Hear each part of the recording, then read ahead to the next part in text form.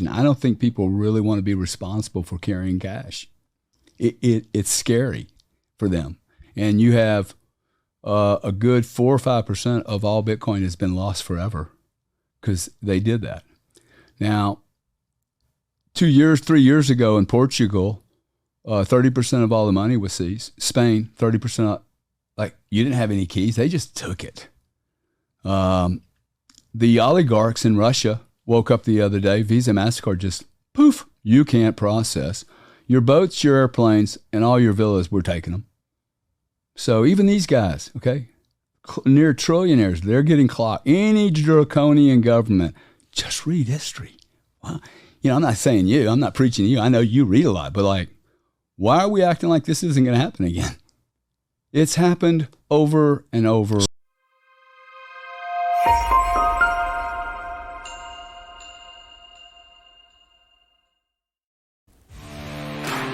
Hello and welcome to Crypto IQ. In today's video, entrepreneur and investor Gary Cardone discusses how the financial world will be changed by Bitcoin.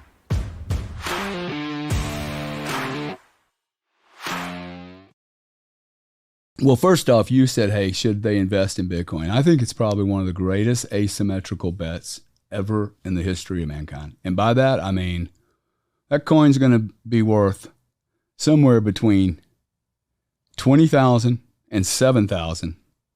I think that's probably the low. You're going to have a monster amount of volatility. No more volatility, though, than stocks. Facebook's down 70%. You don't call that volatile? Because I don't even know what Facebook does other than ruin a bunch of children. Like, that's, for me, not a business model. In fact, it's not a business model that I would even invest in if I did believe in it, because I just don't think they're helping society. What do you think Twitter's going to do? I think Twitter's going to destroy Facebook. Look, 17% of all consumers, when they're trading with credit cards online, are inebriated, slaughtered, hammered, under the influence of some type of drug or alcohol. Nobody's ever giving you that stat. How can somebody be making good commercial decisions if they're inebriated? They're making they're consenting, hitting a big old 14-page consent agreement, right? No one's reading anything. That's now, for sure. Right? We're teaching our children, hit the button. Consent to what? So when they're 16, they're like, oh, I've been taught to hit buttons. They're not consenting. They can't even read the damn document. Now, this is where I think blockchain and crypto really come in. You have to buy this. If you buy it and you don't like it, you have to call them back. If you call them back and you don't get help, file a dispute. If you file a dispute and we find that you're doing it too many times, your fees are going to go up. Period. Everyone has the same T's and C's. Would the consumer be less or more equipped to make decisions? More equipped. Come on. Everybody knows what the rules are. And I'm not trying to beat up on banks. Like, I think the banks serve a monster purpose on this planet. I don't think they're going away. I think some will go away. I think there's too many small banks. I just believe that if you look at what happened to music, including Apple Music, by the way. Do you use Apple Music or Spotify? Both. How is it? In fact, you probably have a third one too, right? I have 3 on my phone. I woke up one day and went, how did Apple let Spotify in here? And why does Gary Cardone have Spotify, Yahoo, and Apple? I'm paying for all 3 of them. How did that happen? Slippery slope, right? So people don't know what they're buying. They just click. All your Spotify is already digitized. If they can digitize music, what do? We're going to cut out some agent making 10 to 20%, right? We're going to cut out some fancy Sony label that's making 20%. All intermediaries, I think, get pushed out. If you're not adding value in the future, you are so at risk. Well, first off, 4 years ago, we all thought we were going to globalize. China, we'd be all trading. That's not happening. We're going to end up, I think, with 4 or 5 different jurisdictional marketplaces, and they're going to have their own currencies. and we will have to have our own. Now, maybe it's the US dollar, maybe it's the US dollar, gold, and Bitcoin, maybe it's the US dollar, gold, coin, and oil, assets that have something backing. You're going to become, like, I know what's backing you, your brand, your work ethic. Now, the moment you die, what happens to this thing, right? So the moment the government can no longer force the Russians to trade in dollars. So most people don't understand this, but Saudi has an agreement to only trade barrels in dollars. There is no taking Chinese renminbi. They can't do that. It's a US dollar trade. So that's what, when people call it the petrodollar construct, this is what Kissinger did so well, was he got everybody to agree, hey, let's support the US dollar. So if you have to buy energy and you have to do it in dollars, guess what's the most popular currency? Dollars. I think we're going to end up probably with 3 or 4 different markets that have different currency baskets in them. It's hard for all of us to imagine what that is, right? But the EU has another currency.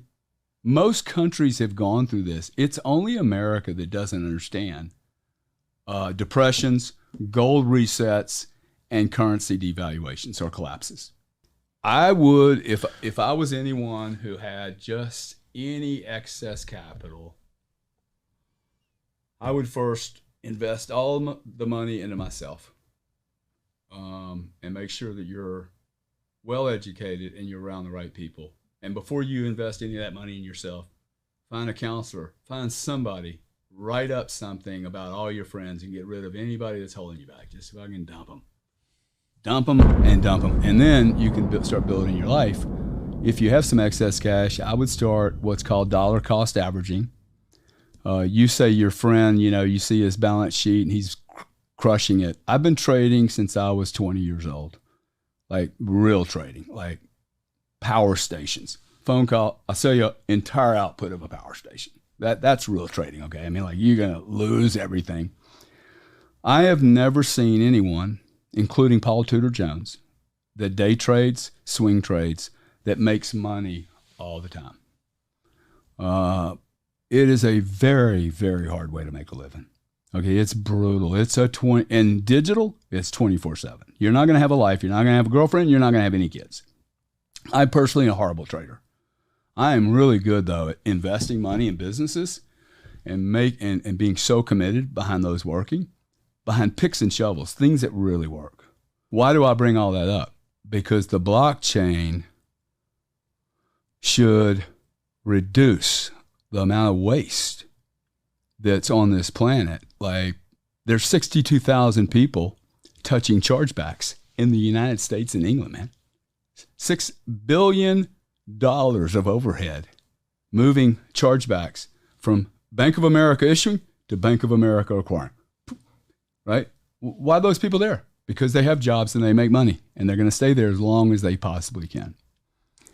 But I would be average costing in on this space. I think it's a better risk-adjusted investment today than it was at $300 a Bitcoin. So if you go into this and go, wow, this could be Amazon in 20 years, and this stuff about volatility, Amazon lost 60% of its value over 8 times. Now, when was the right time to sell Amazon? Do you know the answer to this trick question? When Never. was the right time to sell Amazon stock? It went down over 60% 8 times. I mean, monster washouts. No, Okay? the answer I would say is never. Never is the right answer. But only 4 people didn't ever sell anything, and they're all named Bezos because they knew. Who got washed out? Margin call players like you and me, the banks. Hey, this is over. I'm getting out. I got to refresh my portfolio. These were not long-term investors. These were people trading their own book. If you think crypto is where Amazon was when he just opened up a bookstore, which I actually happen to believe is true, and you now also see, which, by the way, the adoption for crypto is exactly where Amazon adoption was in 1992, the World Wide Web.